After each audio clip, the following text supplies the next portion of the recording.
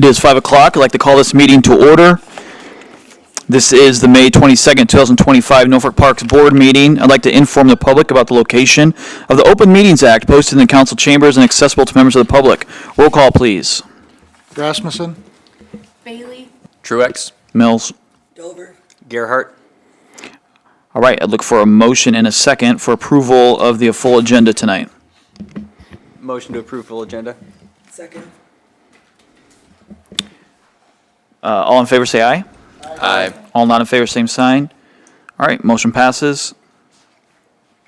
Look for a motion and a second for consideration and approval of the minutes of the March 20th, 2025 Parks Board meeting. Motion to approve. Second. All in favor say aye. Aye. All not in favor, same sign. Motion carries. Item number 6, Bethany Heinrichs, with a special presentation, will be presenting the hero banners.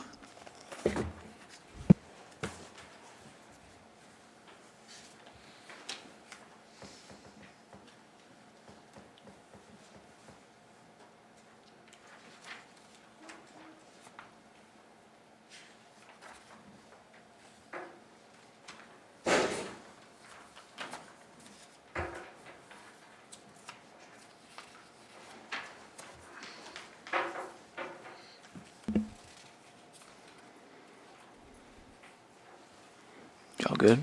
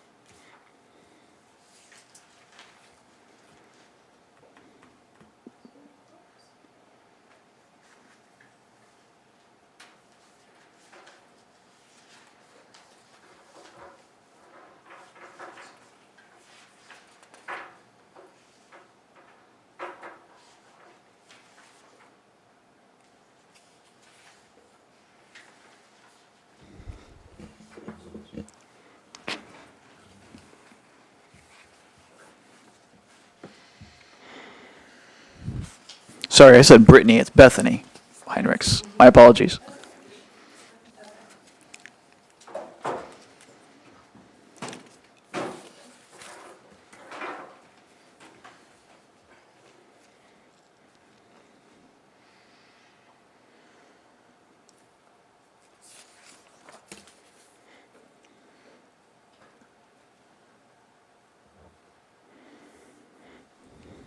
Just move it to the right. There you go.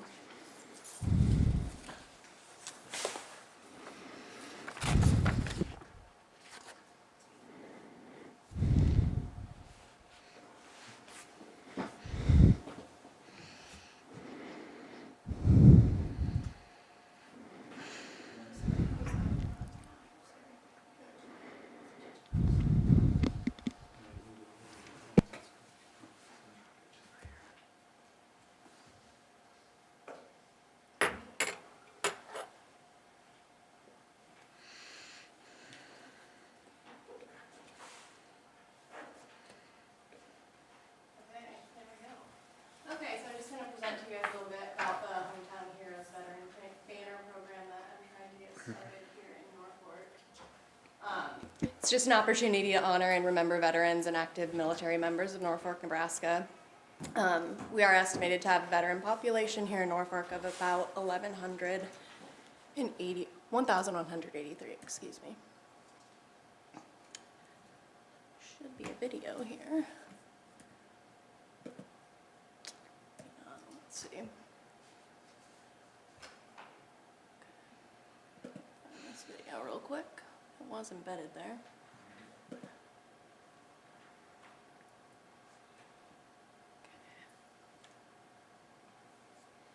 Where's my mouse now?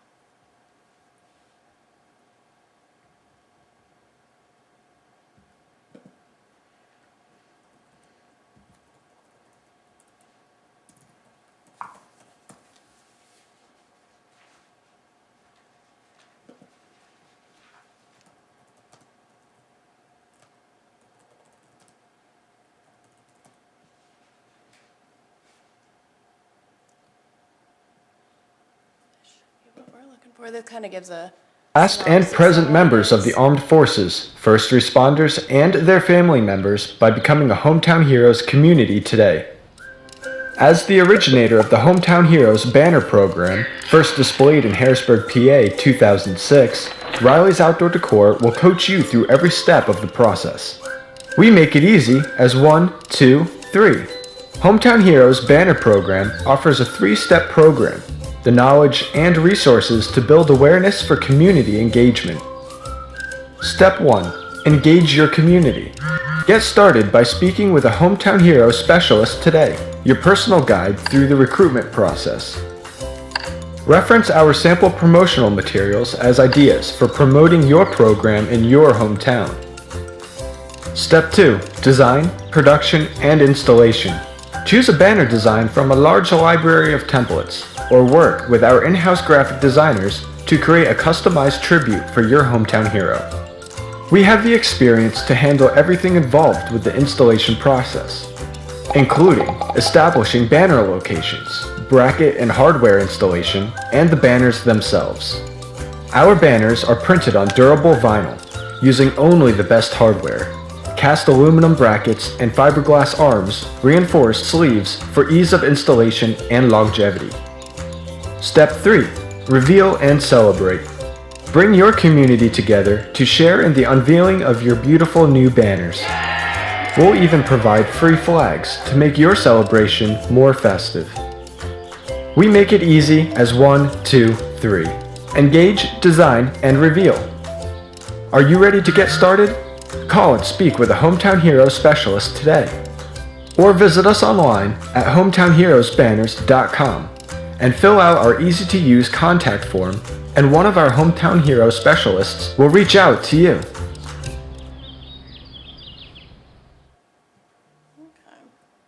That was kind of a brief synopsis of what the program is about. Those are just a few of this music is coming from.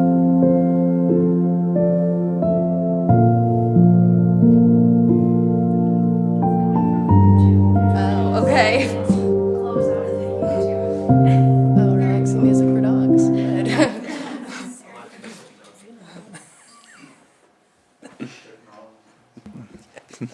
These are just kind of some of the promo materials that I had kind of talked to one of their representatives about getting things started and how we would go about it.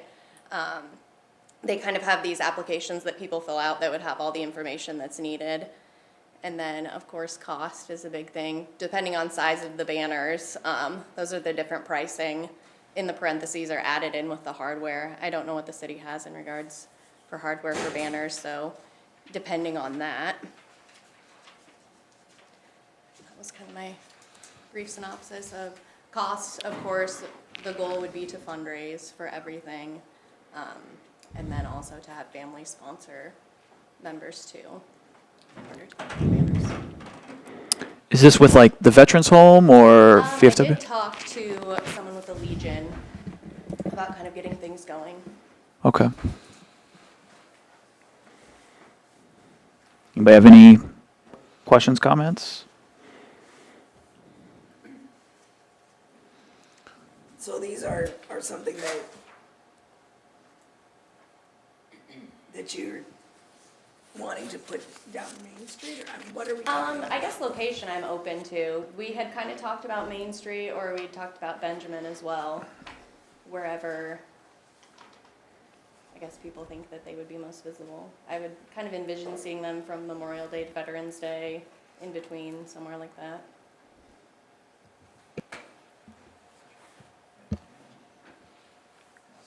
So what else is the city's involvement like, or would they be responsible for hanging them up or maintaining them, or how would, I would assume hanging them up. I Yeah. probably can't yeah, just get a ladder and Yeah. get on the city pole and do that, but I can handle like fundraising, storage, things like that. It would essentially just be permission to hang the banners Sure. and then hanging them. okay. Are you associated with any, are you with the Vets Home or I'm just doing this on your own? Yeah, just doing this on my own. Okay, cool. I guess I'm just comment, I guess. I'm sure the scouts would probably be maybe helping to help fundraise or do something like Yeah, that too would yeah. help. Make some discussions. Yeah. with them and see what Help it they're put it up. doing. Yeah. So I know this is noted as a special presentation, so do we need to do anything, or are we asking for input, or what's the objective? We don't need to do anything. This is just a presentation, and there's a couple of ideas here. Is one, you can do this on trail lighting, or you can do it on the road lighting. That would obviously have to go to engineering, just to make sure everything's good there. We do have the brackets on most of the lights on Benjamin.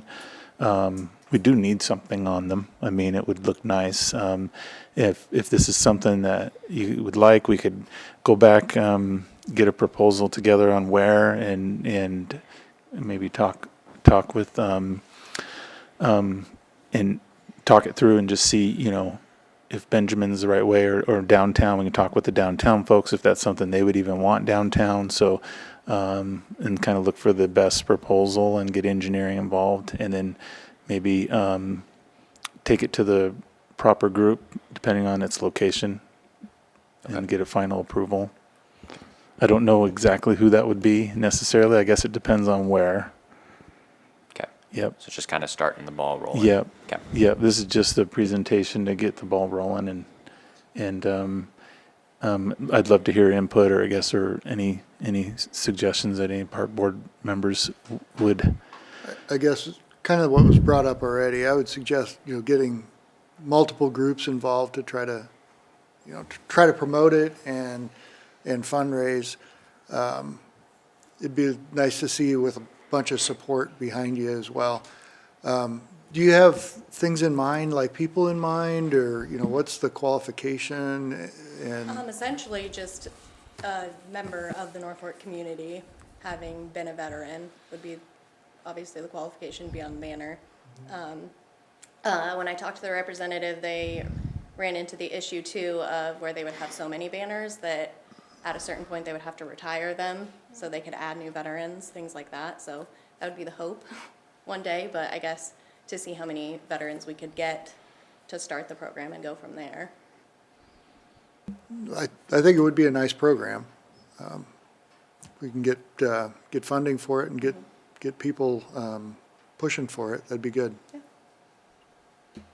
Is Benjamin Avenue and then maybe downtown, are they the only places equipped to handle something like this? They have brackets already. Oh, right, that That's already correct. has the That's brackets. correct. Okay. Yep. Yep. We don't have brackets in our park trails, light posts at this point. Okay. It's not like we couldn't do it, and it could be something that's changed out seasonally or annually. Okay. Didn't know if maybe even at the memorial complex, there would be some opportunities there. Just kind of depends on what we're looking for. Yep. Yep. So we can sit down and kind of come up with some ideas and see what proposal we would bring forward, and go from there. Thank you. Yeah, I think it's a great idea, and would love to see what's more in the future for it, but thank you for your presentation. Yeah, thank you. You bet. Thank you. All right, we'll move to item number 7 here. Look for a motion and a second for a proposal from the Norfolk Rotary to install a fence around the north and south sides of the stage at Skyview Park. We'll have the presentation first, I guess. Okay, you bet. Before the motion.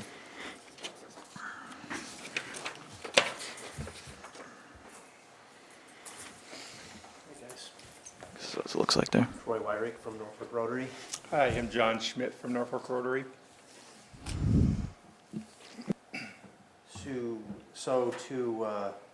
To clarify, it was said around, but it's really not around, it's just kind of in the front. The front fascia of that stage area, the frontal view, it's nice, but it could use improvement anyway. And so what we're looking is a decorative or a ornamental steel fence that would be, it is 60 inches tall. Basically what he has up on a board there. It's like a nickel coated or whatever, it's like a galvanized black color. The idea is it could be whatever color that you all wanted it, but it goes 30 feet. Notes here. It's cheating, looking up there. It goes 40 feet, roughly 40 feet to the east, and then 128 feet on the west side of the front of the stage. And kind of, it's right on the apex of that curve where the grass transitions to the gravel. So that's a flat surface. It's up on top there. I think it would look it would look nicer on the front of that as well. But not only that, it does when we have events there. Frankly, we drive posts and hang banners and things like that, and so it's sturdy enough to be able to hang banners and stuff like that on. It would ease to set up. The Rotary Club initially the members are getting older, and I think we drive 50 to 60 posts, and that's getting to be a lot of work, and at some point that effort could prevent or harm the ability of Music in the Park to go on. And so not only this serves as a dual purpose, I think it will look better, 360 days a year and 4 days a year when we have the shows. It would serve as a dual purpose. I visited with Don Wisniewski yesterday, and with the guys from Brett Simonson from Christian Cross, and they're supportive. Don is very supportive, and Brett wanted to make sure that we leave just 10 feet on each side of the area for where they stick speakers, and that's fine. We also have speakers that we set up there, so we would just run it a little. We'd start it about 10 feet past that. So the drawing probably shows it closer to that than at least on the west side, but it'd probably move out just to 10 feet. And that is the stage? Yeah, right. Basically, the 10 feet of from the last post. So there is concrete that extends, I think, 3 or 4 feet roughly on either side of that last post. So it's not 10 feet it's 10 feet from the post. So you'd be about 7 feet or roughly from the concrete, where the concrete ends. And that allows also people to get up and down through that there. In my opinion, and we're able to do this or apply for this as a Rotary grant, so it costs the city anything. Underneath it has a barrier for mowing, but not only that, it's on the top, right on the transition where the gravel starts. The only thing that grows there right now is weeds anyway, to be honest. And that would probably clean that up some. You wouldn't lose any road, and I just think it would look good. A couple future things we've thought about, because it's a grant project and we can take care of it if it's approved. The way the Rotary grant process works is we can't incur any costs until our grant grant is issued, which is in August. So we wouldn't put it. It would put in the late fall or early spring, and then it has to be completed by, is it April or June? It's, I believe it's late spring Next year. would The be of project next has year. to fall in that window. It can't start before, and it has to be finished afterwards. The other thing is Rotary would have to, for the grant, would have to be able to sign that in some way. And I don't know if you all are familiar out there, but we did a grant several years ago for a lot of the picnic tables that are out at Skyview. And so there's just these little metal shields that are about 4 or 5 inches across. They're brass plates. Yeah, they're small, and we would ask to put that on maybe every 4th post or so, just somewhere to do that. That's what Rotary asks as a way to do that. They're small, and it wouldn't be real cumbersome, or it shouldn't hurt optics. Otherwise, that's we're trying to. In the past, we've looked at this before, and there was some issues maybe about mowing around it, but we're going to place it down the hill a ways.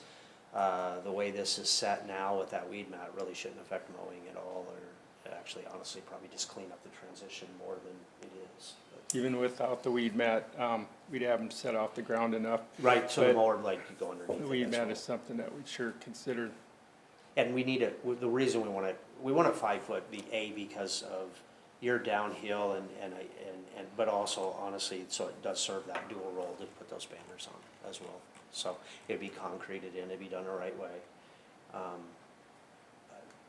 What other functional purpose does the fencing serve other than the marketing for the It would be- banners? I just think mostly it's just opulence. I really feel like that another transition, and I am in part of Rotary, so I would have some influence in this, but what I'd like to see is us to just over time improve the front fascia of that stage. The stage it serves the purpose, it is fine, but I mean, with that fence later on, there's railings there that honestly are kind of rusty colored, maybe by accident, maybe by nature. If that were eventually colored to correspond with the fence, and then the vertical posts on that and the front fascia is white, that could be changed, or that could be covered, or, there's some provisions that would start to kind of increase the landscaping around the front of that, just to make it look a little bit nicer. It looks fine, but it could look nicer. Kind of trim it out, so Right. to speak. We're not proposing any of that at this moment, although we would entertain if another club group, My- Boom, or somebody wanted to do that, we would love to work with them on that. When I first thought of promoting this project, I was thinking more of just looking, the aesthetics of what the banners look like hanging, but when we got to talk in other groups, other concerts, Christian Cross, et cetera, can you use it for the same purpose if they want to? But like Troy said, even when they're not being used, it adds kind of another dimension, just a little more trim out look to the. The stage is fine. To the To the stage. west of the stage or to the east of the stage, it's not pretty, necessarily, and I think it would add to the ambiance as well. I mean, we thought about doing something simple as putting a cable across, which obviously that we could take down and stuff, but that doesn't do it. That only is short. That solves one problem, but it doesn't make it look nicer. So that's what we're thinking. So. And does it interfere at all with the Frisbee golf course out there?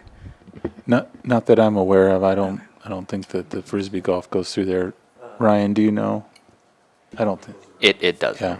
And Okay. then I do, as I understand, I know there's some fiber optic stuff that runs through there for Boom and stuff, so we would need, obviously, we know that we would have to work around. I do know these areas where buses and a lot of vehicles park is a nice little barrier for the spectators to not be climbing around in there, especially little ones, and someone's backing up and just don't see them. So it serves another little purpose, I think, for safety. Right, and then I do think also when we do load in, or Boom loads in, or Christian Cross, there's vehicles and a lot of things parked over there, and again, I think it kind of shields that a bit more as well, whether it has banners or it doesn't have banners on it, so.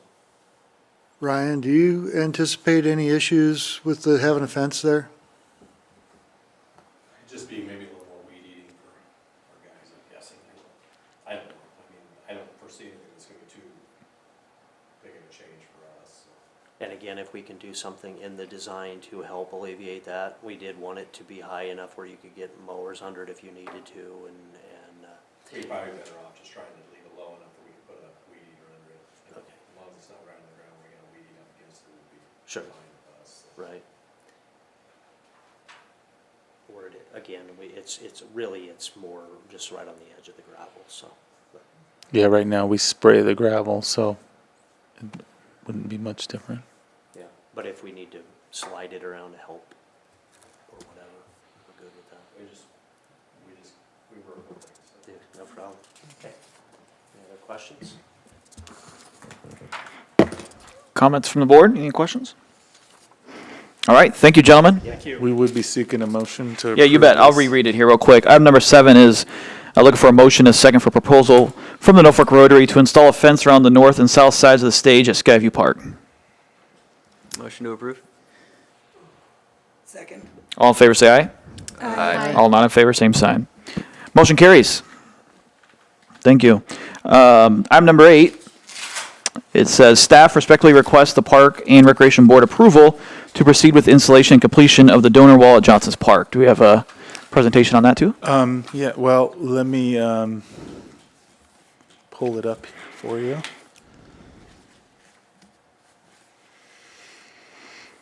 Hopefully you've had a chance to look at it.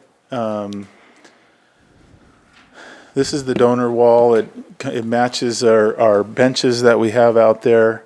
This is the last item that we have to kind of close up Johnson Park project. We wanted to bring it forward publicly, just so if anybody had any comments on names that were on there, to make sure we got them all. We haven't heard anything as of today. We've all looked at it internally. Staff has looked at it. Everyone's been involved with the project. Let me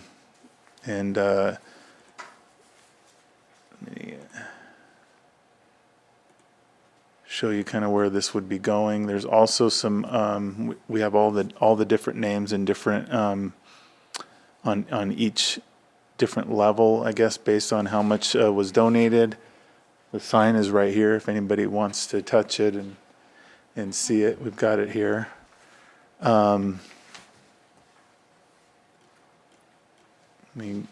There's also markers that were actually as part of the larger donations for the water feature, the bridge, and a few other items. Would get a marker there. This is what the markers would look like in those areas. And this would be near those features. This including the beach, the pedestrian bridge, the water feature, the playground, were all donated. And then the large donations, all the names we have on each of those. And that's going right here near the pedestrian bridge. It's down below. It's not blocking any view from up top. It's a great transition before you walk up the hill to actually to be able to read the names there on the donor wall. And we're ready to move forward if the board is good with what we've put together. And if they don't have any edits, if you don't have any edits, that would be good as well. But Is there room for additional signage? For instance, I know we talked about potentially doing more with the nature playground someday. You know, if we got funding from other resources to continue to build amenities there, could we? absolutely. Okay. Absolutely.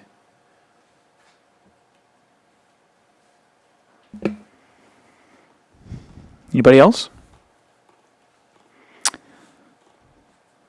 So we're looking for a motion, a second to proceed with installation and completion of that donor wall at Johnson's Park. Move to approve. All in favor, say aye. Aye. All not in favor, same sign. Motion carries. All right, we have a discussion on item number 9. It's the Whitewater Park swimming update. Okay, and I will kind of give an updated review of where we are with that, and you might want to allow some public comment too for this as well, just to hear what the public would like to say. I don't know if you recall, on May of '23, we did update the swimming ordinance with the city. The swimming ordinance basically states that there's no swimming unless in a designated swimming area.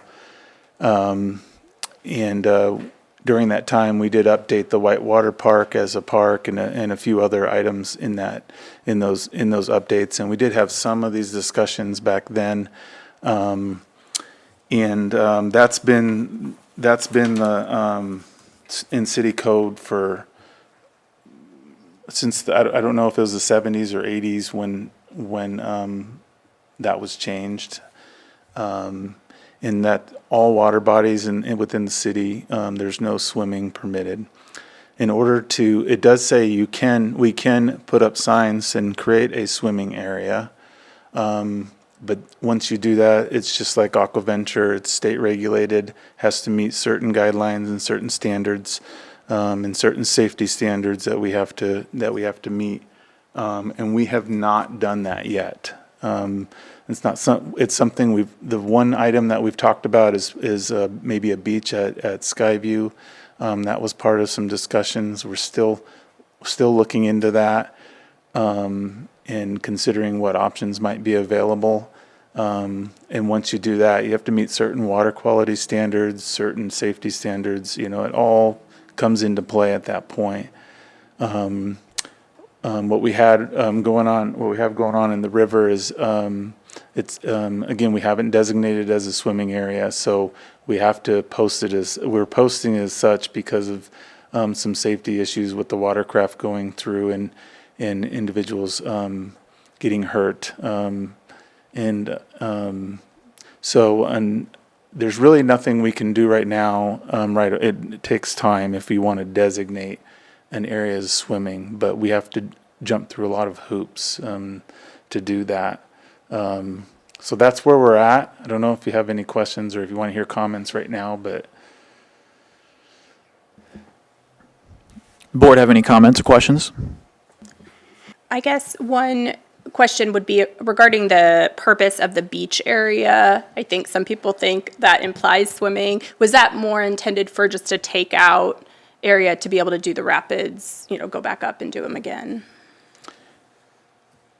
that's correct. So, I mean, if you're at the beach, and you have an inner tube, you can go right in and get on your inner tube and go through.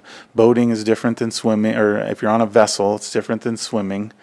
And those are all considered vessels. And it's a different regulation, different standards. And so if you're on the beach and you have your inner tube and you want to go in, I mean, you can go down one feature. You don't have to go down all the features. You can just go out there and just float around. So you can continue to do that. So, and it doesn't have to be a high-end inner tube either. It can be something you buy at Walmart, if that's what you choose. So there are inexpensive options to do that, and you can still use the beach as the same, but you have to have a flotation device, and we do provide life jackets there at the life jacket station for those that can't afford them. In the ordinance, does it define flotation device? I mean, could it be a raft or a noodle or, any inflatable? I don't know. I would have to look at state law on what they consider a vessel. I don't know how far that goes. I could not answer that. If we put up a no swimming sign, is there no swimming sign up now? That's correct. Yeah. So, is that enforced in any way? Is there any? Yes, I know the police have been out there enforcing that since we had a few instances come up over the Mother's Day weekend. Okay. I had three things that had come up, and I don't know if they were any were reported or if there was any ambulances involved, but a boat or vessel and an individual colliding, a swimmer colliding with a vessel and a near drowning, and someone jumping off a rock and getting hurt. But we also have no jumping off rocks signs up as well. So It seems like most of the signage is pretty adequate. Yep. For, Yep. just warning people. Yep. At your own risk. Yep. And stuff like that. At that point, it is, it is at your own risk, and we do try to enforce it, but we're not going to be there 24 hours a day to enforce that. I personally don't see how you can build a swimming hole and then tell people they can't swim in it, which is basically what we've done. You put a beach in there, you put all the facilities there. People are gonna go in the water. Mm-hmm. And so we probably need to work toward getting whatever we have to do to do that, because you're not gonna sit down there and arrest people every time they get in the water. But if you're holding on to something that floats, you can get in, but if you're not holding on to something that floats, you can't get in. I just think it's gonna create a lot of hard feelings and disgust in the city. Mm-hmm. I think we need to look at that a little bit harder. And we can. The other alternative is not having that in city ordinance, where you do not ban swimming in our waters. You don't have to designate swimming beaches to do that. which is a completely different conversation, but, One we might want to have. You know, that whitewater area was, Manchester, Iowa has a big whitewater area down there. You know, that was looked at and we kind of mimicked in a way what we were doing here. So I called, there after this was on the agenda and asked the Parks and Rec, Doug Foley, I think is his name, how they handle things there, because if we're, you know, doing that. He said, number one, it's a river, it is, not, we don't own it. mhm, We can't really regulate it. It's not like we created a pond or something like that, you know, that the park created. This is water that's flowing that really isn't owned. And, you know, he said, I don't know how you can tell people that they can't get in it when you don't really own it, was the one thing he said. The other thing he talked about is he said, we just tell people to be responsible and use your good judgment. And if the water's high, we'll issue warnings that says it may not be in your best interest to get in. But he says, we don't try to stop anybody because we spend all our time down there stopping people from getting in. He said, it's public water. He did also say that there's a lot more swimmers than there are kayaks and tubes using theirs. And he said, so you're telling the bulk of the people they can't use it for a smaller minority of people. So I think we need to probably look at that. And maybe there's other places that you'd looked at that you need to call, but, you know, they said you spend your whole time down there telling people to get out. And he said it's not worth the frustration for the city or for the people who are there. So there's really like two options. You find a way to delete the ordinance. so we can designate a swimming area. We can designate something as a swimming area as long as we meet certain standards. And would that have to Or be you can lift the ban on Does the ban- swimming in our okay. waterways, the two? Yeah. or specific water areas. If you do it for, Because you're not designating as a swimming beach, you're just Yeah. not saying it's not unlawful to swim. It's a different, so much going to rest. Yeah. that's, Plan is to swim at your own risk. that, It's your that, responsibility if you get in the water.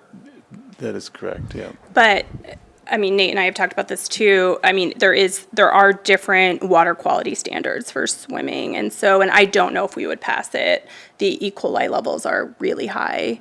And I think that's something that we all need to work on and I'm really passionate about. And I think we could partner with the NRD in trying to improve it. It's passable right now for using it recreationally, being in a tube. Skin contact isn't going to hurt you, but with swimming, there's more of a risk of ingesting it. And so we would have to probably do a lot of work around trying to eliminate the waste that's coming from upstream that's flowing through that area. What could the NRD help us with? Well, I mean, they did say they were going to start testing more of the water upstream. So we can be partnering with them in terms of getting some of that water data. Also, NDEE is testing. I think they test it quite often. And we can look up those online. But potentially buffer strips upstream and I don't know if we would, we'd have to be working with the producers basically in where their cattle is upstream and what's going into the rivers. But that's what I've been told so far is it's kind of coming from Pierce County.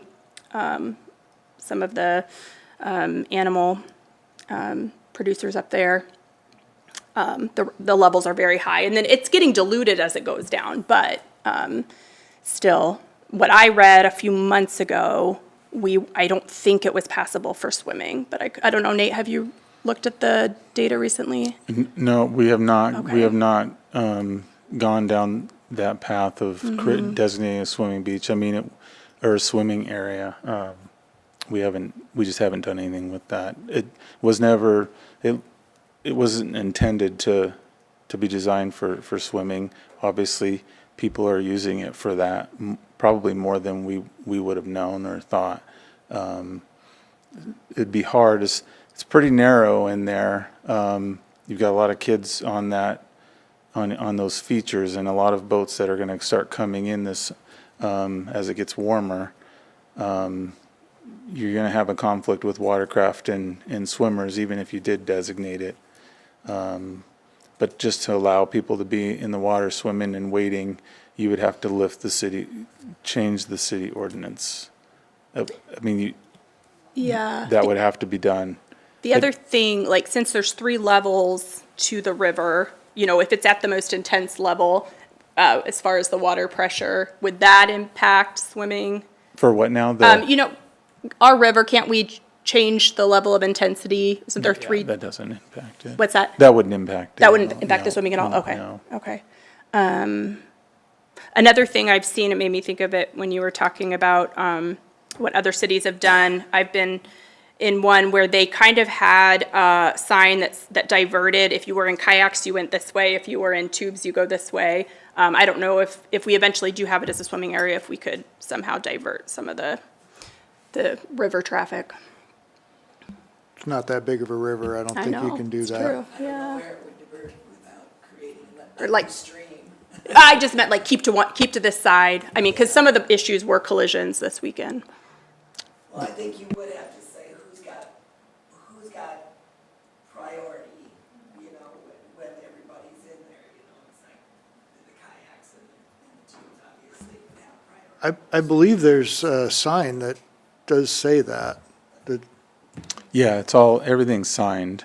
Yeah. We have to, we had a lot of instances where people aren't following the signage that we have out there, and we had to remind everybody what the rules are.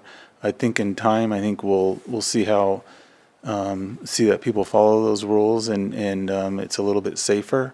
But it was getting a little carried away over that weekend. You know, I did hear some comments about doing some safety training regarding the river. I don't know how that would be done or where that would be done. But if it was, if it could be helpful, that might be an option. And we need a little bit more time too, as we see how people use the river moving forward. This is our first full season with the park open, and it'll be crowded. It'll get crowded there. We were anticipating a large crowd for this weekend, but the weather is not going to cooperate for that. So, yeah. Any public comment?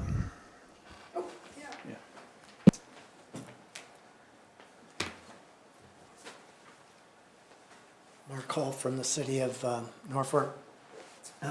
I would encourage the staff to consider what the state rules are for designating a swimming area. I think the challenge is inflatable devices.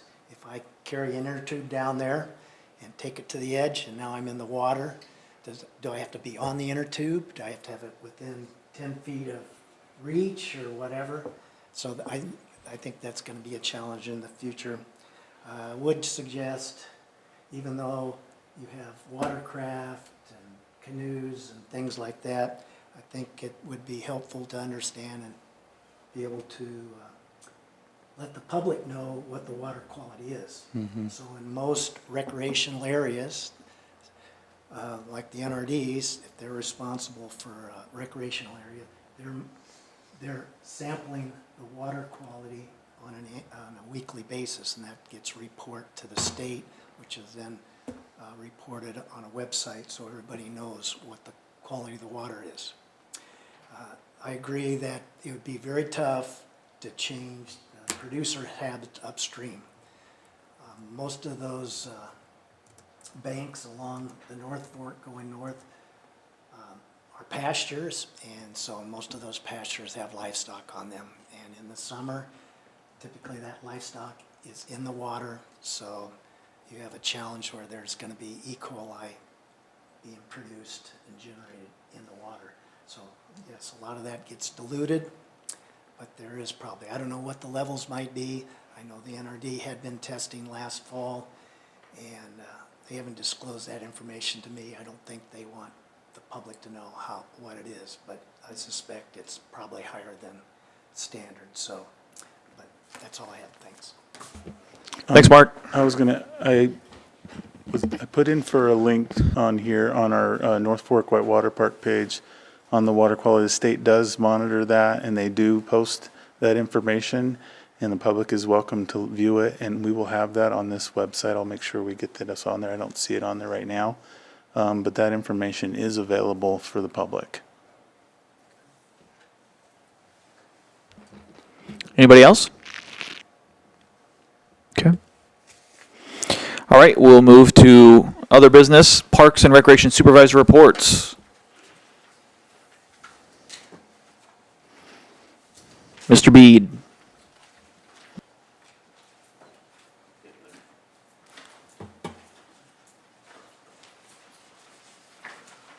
I'm a reader, so I might have to kind of stumble through this.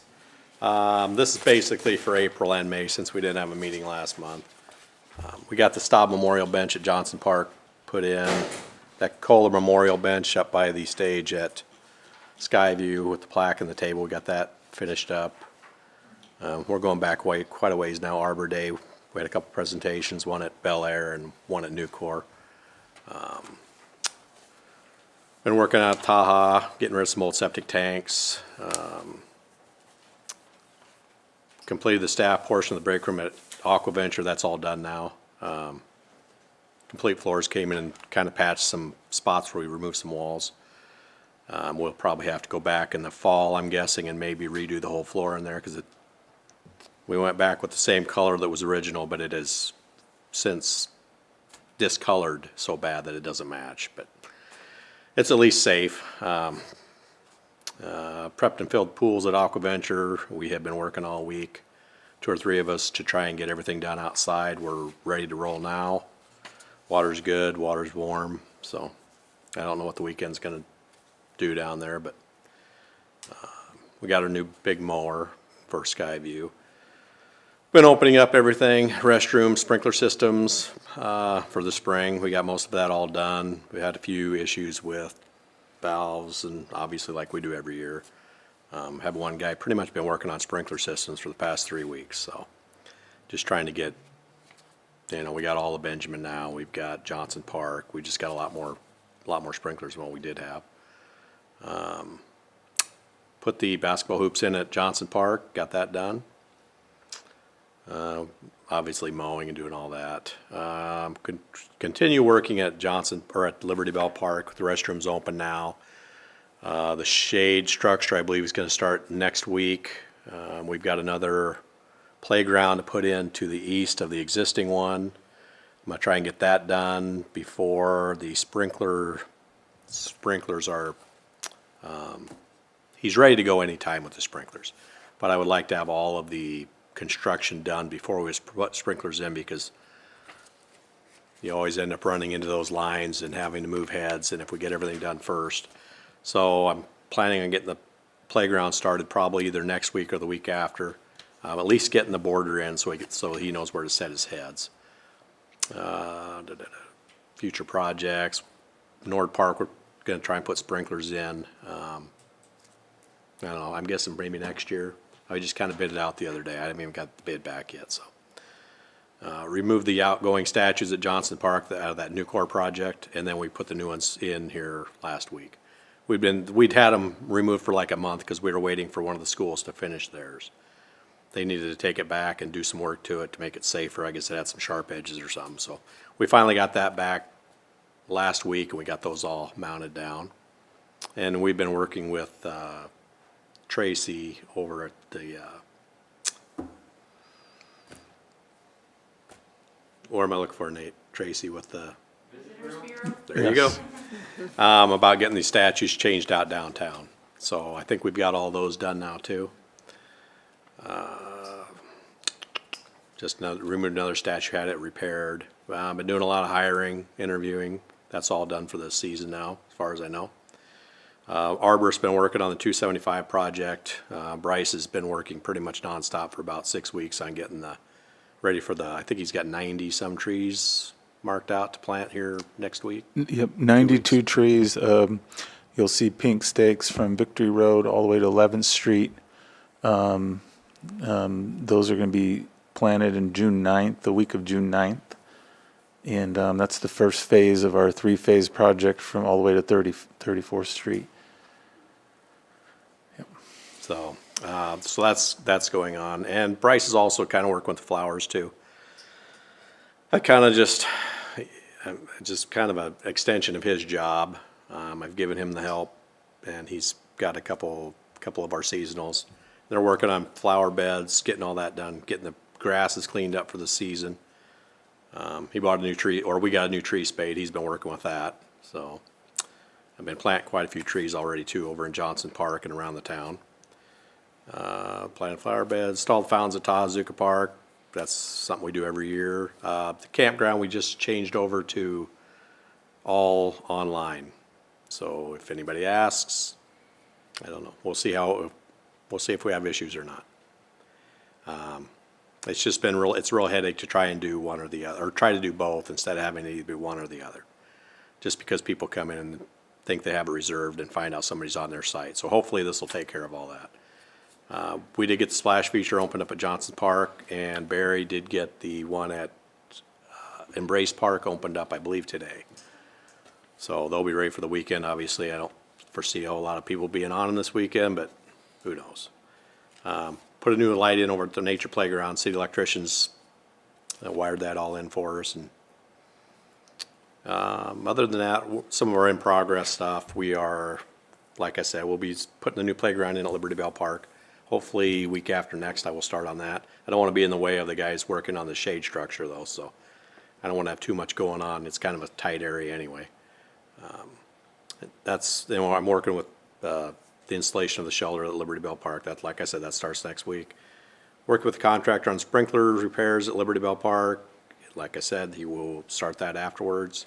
And we still have sod and sprinklers to do at Johnson Park, and I think they're going to start next week. To finish up the sod around the nature playground, some up by the original restroom. And then I think he's going to sod around the splash pad and ice rink house. And then everything else will get seeded in, whatever doesn't get sodded. That'll be on the 27th.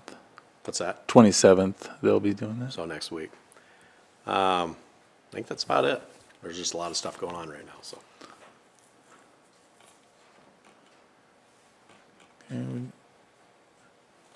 Go to Crystal Sports. Is there any questions for Parks right now? Is the pickleball courts open now? Painted next week. I think they're planning on painting them. 28th. I think they have to wait, They're painting it the 28th. yeah, next week. And then after that, I'm not sure how long they have to cure, but, 72 hours. and that's all dependent on weather, so. Yep. And if And it gets too cold, they can't do it or have to wait, or, I'm not sure what the, it had been above 40 degrees for 72 hours at night. And also the rain has been an issue. so. Yeah, anyway, slated to start next week, so we'll see. And we had both reports in from this month and last month. This is why you're seeing two from, since we didn't meet last month. But Crystal, if you want to work on yours. All right, yeah. So kind of going back to April, kind of like Ryan, a lot of, it's just been busy trying to get everything opened up. So in April, the press box, so we had new keypad locks, so it's a digital keypad, so we could just give out a code to those who needed it instead of having keys and stuff floating around. Taha umpire rooms have been upgraded, so those were a complete overhaul. Those two have a keypad entry. Press box concessions exterior was sealed and painted, so it really complements the new Kohler complex. The Kohler complex locks have been installed. The plaque and signage hung, parking lot graded, the windscreens were hung on the tennis courts, and then all the water was turned on, sprinkler systems were going, opened up all the bathrooms. So really working on just maintaining the reservation calendar, the memorial scoreboards. We had a lot of scoreboard issues throughout the spring season. Staff was really able to troubleshoot a lot of it themselves. We did have to, go to Daktronics and have IES repair quite a bit. And then our elevator at Memorial also, we went through a lot of repair with that. The Taha fields, we're just floating daily. All the shade sails were put up, installed the new backstop padding on field 1, did the fertilizing concessions, got that opened up. We did switch to digital screens at Aquaventure, just to kind of keep those updated a little bit and have it just a better appearance there. Liberty, we ordered new foul poles, and then the outfield fence topper. Still waiting on those to arrive, and also fix that scoreboard. The roly-poly court, the guys worked on installing that. We did get that finished, so that group could start the beginning of May. The Kohler Complex, we have the policies, the rules, and we have started that reservation process for that. Going into May, we had the ribbon cutting and the open house for the Kohler Complex. We had an adult softball league tournament at the beginning of May. And now we had our Kelly's tournament just this last weekend. The spring season of high school and college sports has ended, and then Buddy Baseball also ended their season. So we finished up some field improvements to Taha Fields F and G. We added 2 loads of the red ball diamond aggregate. There was a new flagpole installed at the Taha Youth Complex. The Kohler Complex policies and procedure sent out to all the clubs and schools. And we have had that being used on, I would say, a regular basis. Purchases completed, we bought a couple new soccer goals for Embrace. We have the new windscreens for Memorial, Liberty foul poles and the outfield fence topper, and then the Liberty pickleball court windscreens as well. The guys moved the bleachers around at the Liberty softball field. The new roly-poly court was installed. The advertising banners were hung for the companies that donated their work for the Taha baseball project. The movement of sheds at Taha, we had some clubs that had use of some of the sheds out there, and then we had a club that didn't have any usage of it, so really just to kind of keep things all fair and equitable. We did have to move some of those around. Everybody's good and happy now. Air conditioning was installed, and the communication board was finished for the press box. So still just kind of working on keeping reservations up to date. We do have some cement patch repair at Memorial and Taha around the concessions area that needs fixed. Some minor fence repair at Memorial and at Taha. We need to get the goals put together for Embrace. Just working on putting a field maintenance plan together for a year-round. Summer season of sports we're really in full swing, so it's daily games, practices. We've had 2 tournaments now. So the guys are really busy floating the fields, chalking, scoreboard checks, sprinkler maintenance, mowing, trimming, garbage, bathrooms, everything. So we do have another tournament coming up in 2 weeks, the Golden Girls tournament, and then Steel Baseball will also be having a tournament. So we have those coming up, but otherwise everything's open and going.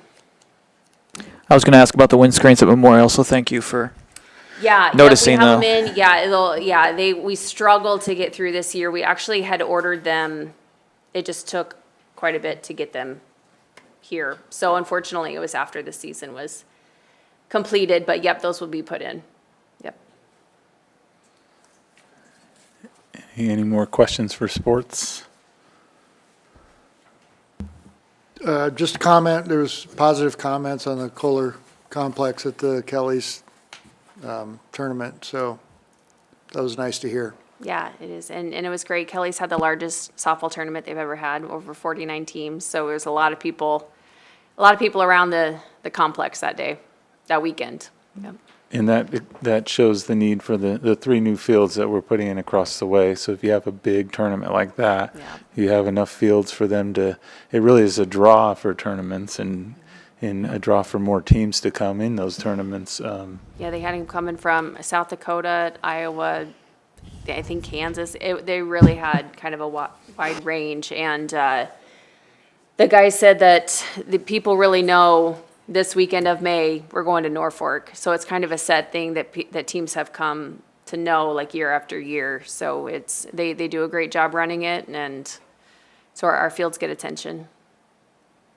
I have a comment from a a member of the city. She said I could share this tonight. She said, my daughter plays for the Golden Girls, so we are at Liberty Bell Field a lot. The restrooms are a tremendous improvement. Thank you so much for adding them. I have heard many, many positive comments. Thank you. Very good. Okay. PJ's not here today to give her rec report. I do want to say that Fantasy Fest was a big hit last night. From what I've heard, that was a city partnership with a fantasy drone show. The drone show was at no cost at all to the city. They donated all of their everything for that event. And then, what else did I want to say about that? But that was, sounds like it was a very successful event, so. Any questions on that? And then the other item is Aquaventure is opening this weekend. Even though the weather's going to be cold, since it's opening weekend, we will stay open. Tuesday, if it's still going to be in the 50s, we'll probably close Tuesday, but we'll see how the weather holds up for that day. Johnson Park, as far as I know.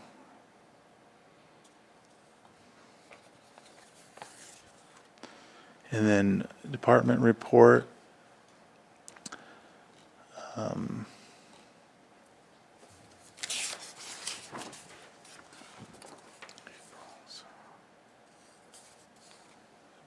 can go right into May. Again, the couple items even that Ryan mentioned. The basketball courts are up. It is a lit court. We are having problems with that light, but we are going to be fixing that tomorrow under warranty. So that'll be nice to have a park basketball court that has lights out there. So it's really nice. Johnson Park fountain. We're having some issues with the lights there. It's another warranty issue. All but 3 of the lights are working, so we're trying to address that issue with that fountain. In the meantime, the fountain is on and working, and people can use it. And that's open until 10 p.m. And then the nature playground water feature, again, the nature playground is open and the water feature is on. We will be sodding all around the outside of that on the 27th. Liberty Bell. Again, Ryan mentioned a lot of the projects that we're wrapping up. We will have the open house or the ribbon cutting for the pickleball courts probably towards the end of June as we're working with the donors to find a suitable date for everybody. It'll be open prior to that, but we'll have a ribbon cutting towards the end of June. Yep. I don't know if there's anything else that wasn't mentioned already. Johnson Park, it's just the donor wall. We've been planting and transplanting some trees into that park as well, mostly transplanting. We have a tree farm out at Taha, but we didn't have a tree spade. But now we have a tree spade, so we're moving some of those trees that have been there. And then the sod will be complete probably next week. And then 275, we're working on those tree plantings. They'll start on the first week of, or the week of the June 9th. It'll take a couple of days and we'll get those 92 trees planted. And Central Park's going along well. The only thing left in that park is the walkways. But once we'll probably request that in our budget for next year is what we're doing. So any questions on rec or anything else? Beverage contract. Yep, so the beverage contract's out for bid right now, and we're seeking bids from either, any beverage provider that wants to bid on that, and we're seeking a significant donation for that as to be our exclusive beverage provider. Currently, it's with Mahaska and Pepsi, and so we'll see what happens here in the next month when that closes.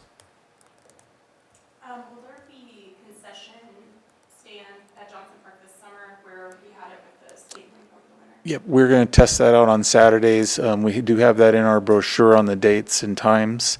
I couldn't tell you offhand, but it is in our Parks and Rec brochure, and you can find that on our website. And we're going to test it out, so we can expand on it depending on how it goes, or or pull back if it's not doing well.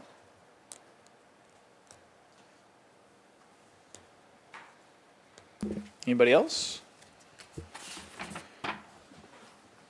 Any open topics or concerns the board has towards current and future planning?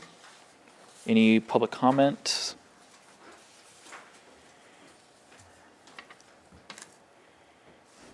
Anybody? Look for a motion to adjourn. I'll make that motion. Second. Meeting adjourned. Thank you, everybody. Thank you.